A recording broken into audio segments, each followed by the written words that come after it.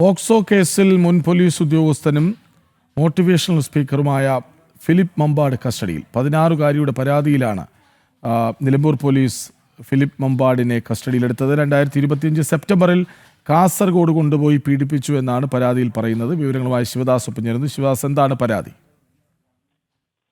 Krishnaraj 2025 September മാസം കാസർഗോഡ് കൊണ്ടുപോയി പീഡിപ്പിച്ചു എന്നാണ് അതിജീവിത നൽകിയ പരാതിയിൽ പറയുന്നത്.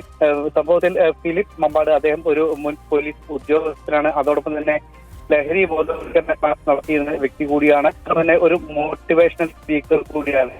നേരത്തെയാണ് അറസ്റ്റ് ചെയ്തത്.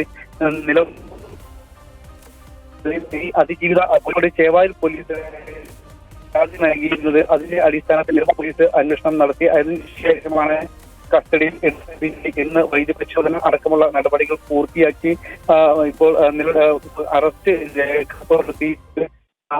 നിലവിൽ ഫിലിപ്പ് പറയുമ്പോൾ അദ്ദേഹം ഒരു മോട്ടിവേഷണൽ സ്പീക്കർ കൂടിയാണ്.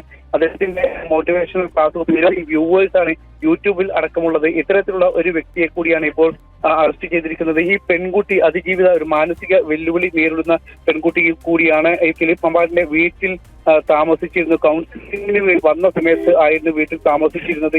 ഇങ്ങനെയുള്ള ഒരു പെൺകുട്ടിയെ കൂടിയാണ് ഈ ഫിലിപ്പ് മമ്പാട് പീഡിപ്പിച്ചിരിക്കുന്നത്. കൃഷ്ണരാജ്.